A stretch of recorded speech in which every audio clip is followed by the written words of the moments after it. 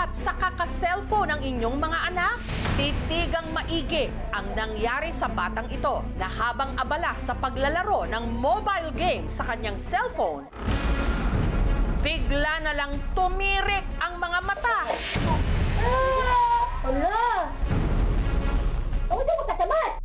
At nanigas ang katawan. Muntik pa nga itong matumba at malaglag sa kanyang upuan.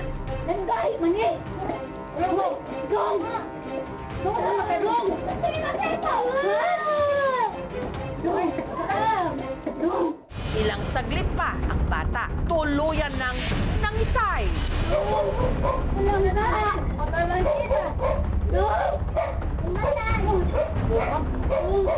Pero pa mang gina nga na yung anak mo, bito itong gikuyawan kong maayo. Nang kuyawan ko ato kay akong anak og naunsa, saya atong hitabua. Ang hinala ng pamilya kung bakit biglang nag-seizure ang bata. Baka sa palagi niya paglalaro ng cellphone. Ano nga bang epekto sa utak ng labis-labis na kaka-cellphone?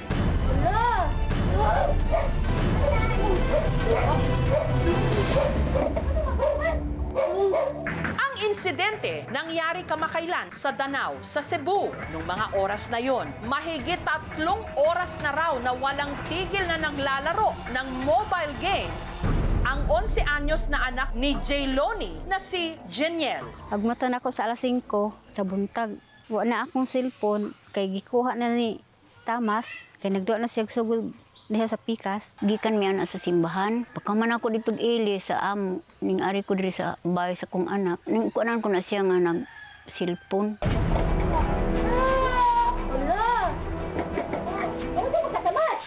Ang lola ng bata na si Rosita, sinaklolohan na ang apo na walang tigil sa pangingisay.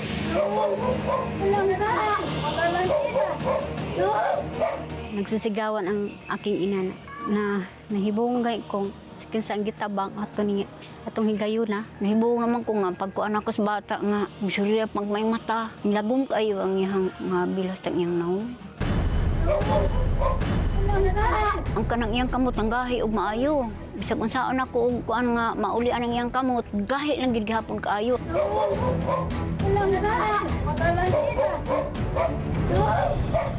Ilang saglit pa ang bata, hindi na makontrol ang pagkilos. Pero pa mang gina nga na ingon anak mo bito tong gikuyawan kog maayo. Nang kuyawan ko ato kay akong anak og naunsa, saya atong hitabua. Hindi po namin alam kung anong gagawin. First time lang po kasi yan sa aming pamilya na may ganong pangyayari. Ang natataranta na noong si Rosita, inalog-alog ang ulo ng apo. Ako gani atong nakuyawan. Kasi kung saan ako kuan ang iyang babagahi magid kaayo. Hanggang sa naisipan nilang pisil-pisilin ang katawan ni Jeniel.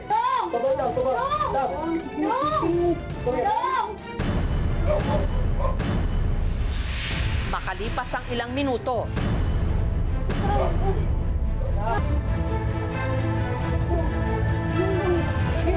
bumalik sa ulirat si Jeniel. Nakuyawan ako atong hitabua, nga di na kamaulian atong higayuna. Pero bakit nga ba parang kinumbulsyon si Jeniel? Ang lola namin, baka sa palagi niya paglalaro ng cellphone. Wa man gina makuan nga ingon ana. Wa man na siya na ingon ana, wa pa siya nagsigig cellphone. Katong adlaw ako klase, kaya pagmata na ko nagduwa na kong cellphone. Ang tudod-to. Katong nagduwa ko, kalatlag kong kalipong, kalatlag kawa akong pananaw. Mong nakuyapan ko ato. Agad siyang ipinakonsulta sa doktor. Wala naman akong nakitang any abnormality sa brain. So, essentially normal siya except for the sinusitis. Aminado si Jayloni na ang anak niyang si Jeniel araw-araw babad sa kaka-cellphone.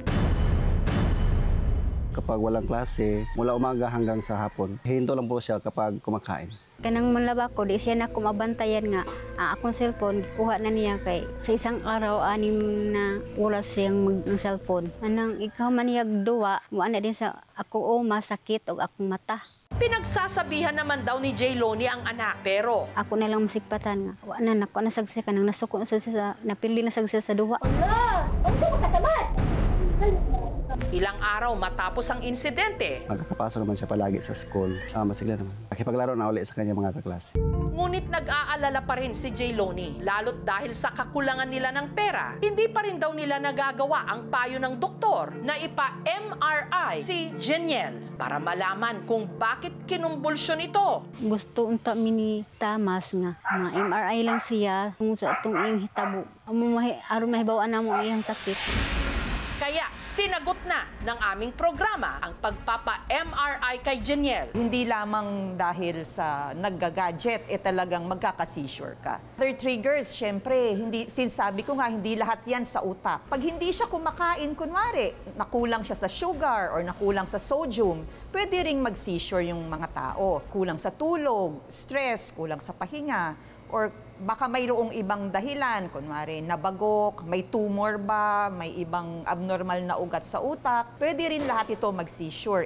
Paalala naman ng mga eksperto, ang labis-labis na screen time o paggamit ng gadgets gaya ng cellphone, tablet, pati na TV at computer may negatibong epekto sa timbang, motor at cognitive development, pati na sa social at psychological well-being, lalo na ng mga bata. For adults, 2 hours per day is recommended. Pag mas bata ka, dapat shorter ang inyong gadget time. Sa mga batang nagsi-seizure or kahit adults man, huwag lang magpapanik yung mga nakakakita ng seizure. Give them space para yung oxygen, makahinga naman yung bata. Sa mga tao nga nag-ingon diha, wala na ko bantay akong mga anak, ako man sang gibantayan. Mamina to sa itong mga magpapa. Kung padlungon, katong hitabo, ada na kawag cellphone. Laging tandaan, anumang sobra, pwedeng makasama.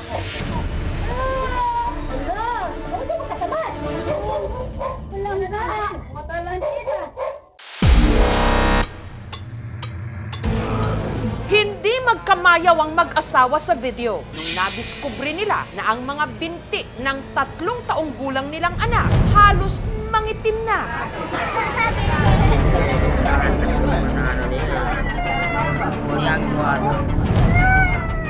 At ang lolo ng bata nakita raw ang may gawa nito sa kanyang apo. Ito ba matama na kukunaan ko sa mangita mo ba na?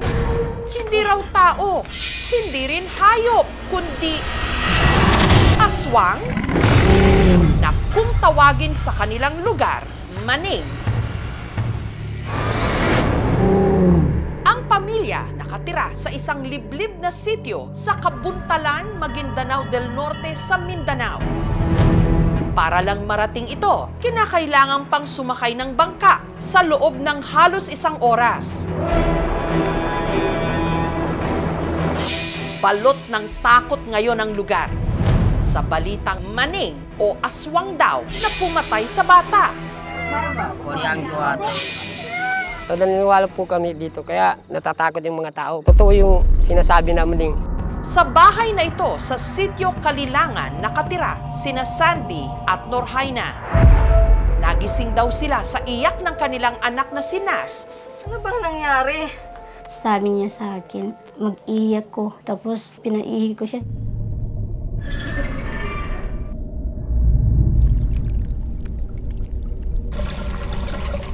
Hating gabi nitong February 27, si Norhaina sinubukang bumalik sa kanyang pagtulog. Pero Nay, sakit ng binti ko. Nagaiyak din siya. Sabi niya, ang sakit ng kanyang binti. dahil madilim sapagkat wala raw silang kuryente, humingi na ng tulong si Norhaina sa kanyang hipag. Ang sabi ko, pagkikuha daw yung light kay tingnan yung nangyari sa anak ko. At nung inilawan daw nila si Nas, nagulat sila sa nakita. Namaga yung binti niya. Ang mga binti at hita kasi ng paslit halos mangitim na sa pasa. Dodomba na mga gamdo. Nabagulyang buniwatan. Nabali, luso pujisima-sima ko. Nasa buin to yung kargamin. So gasakawan ako, natiguro ka nung ikati ko sa bayka namin. Nanlaki nga raw ang mga mata ni Jerry sa kanyang nakita. Ako nila mga bagalong-along ganito. 3 anino raw ang nakita ni Jerry na umaali-aligid sa kanyang apo. Ang isa isa nakatayo sa ulunan nito habang ang dalawa pang anino nakatayo malapit sa pinto. Ito ba yung matama na kukunaan ko sa mangita mo ba? Sinundan daw ito ni Jerry pero lumusot daw ang mga ito sa pader. Nababa na mayabong bet pinto na dako kay. Daan yung mukha mo nun sa pinto, kana sa akin, minuka ko pa sa pinto may. Sigurado raw si Jerry na ito ang kinatatakutan sa kanilang lugar. Mga nilalang na kung tawagin, maning, na hindi katulad ng di umano ibang mga aswang na lumilipad, ang mga maning sa lupa lang daw nagpapakita at umaatake. At lumalabas lang daw ang mga ito tuwing umiinit na ang panahon. Daan tapang ka, umingka laki, na arang kapaliti ako na kayo na umanan niya ko na, manang begang ko. Umantim po na pangilat, pananang. Kutob niya, kaya raw nangitim ang mga binti ng kanyang apo dahil kinagat ito ng maning. Kita daw sa kanya, meron daw nagkagat dito. Medyo maliliit. Gusto namin dalhin sa doktor. Na pinakapitan na yung pansara. Papangkinin sa amin. At sa albularyo nila dinala ang bata. Umba ko may libre. Umba ko sa balana na kuha na pagumba na nipe kapanikanaan sa pagkasa. Pero ang pamilya hindi kumbinsido sa sinabi ng albularyo. Ano ba ang sinabi ng manggagamot?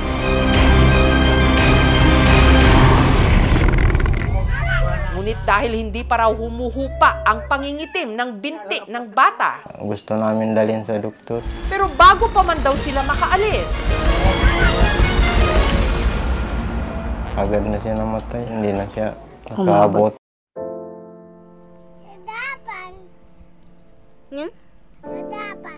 Masakit din sa amin na pagkawala ng anak namin.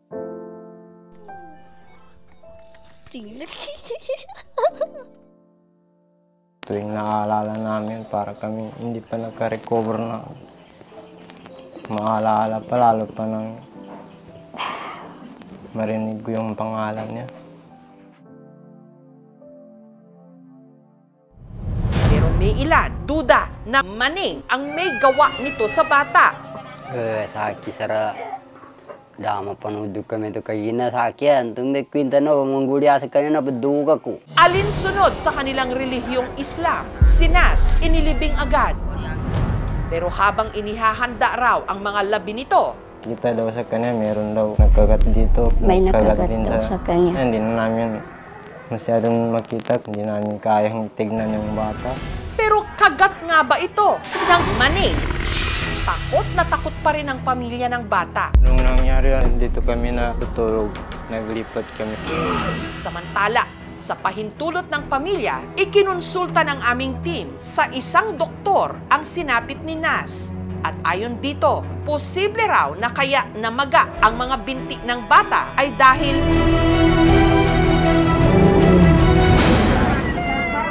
kinagat ito hindi ng maning, kundi ng makamandag na ahas.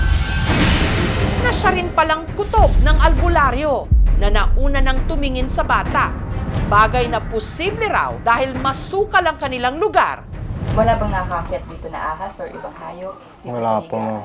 Wala mo. So, imposible na ganun yung nangyari? Oo. Lalagnat siya, pero yung tinignan namin yung binti niya, hindi pa yung nakunba. Pero yung bata may sakit na. So kung makikita ko lang po ang isang bata may lagnat, hirap huminga at may pasa-pasa, marami pong possible causes. Pwede pong nagkaroon ng infection yung bata, nagkaroon ng sepsis. Pwede din po yung tinatawag na allergy natin or anaphylactic shock. Nagka-allergy siya sa isang bagay, nahirapang huminga. Sometimes yung mga allergy na mamaga, pwede rin nagkakaroon ng fever.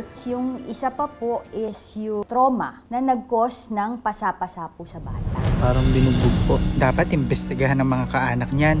Ipa-autopsy sana para malaman ang dahilan ng pagkamatay ng bata. Sa tao, upang ka pinamatay, na naluso na sityo namin, na isa ni tawa na nito. Nanggalbo kami na kinabutay sa wat. Nanabay amarin sara, nyarin isa na. Nagalit din kami kay parang sinisisi kami na pinapalo namin yung anak namin. Hindi ko yung magagawa sa anak ko. Wala namang daw po foul play na nangyari doon sa pagkamatay ng bata. Ang pamilya naninindigan na maning o aswang pa rin ang pumatay sa kanilang anak.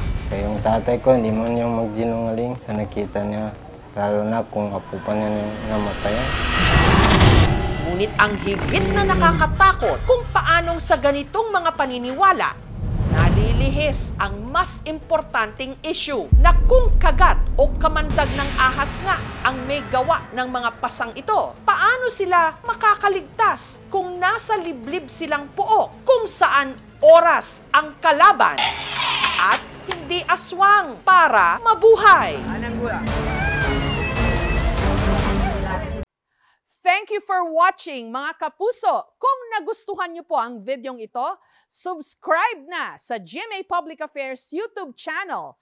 And don't forget to hit the bell button for our latest updates.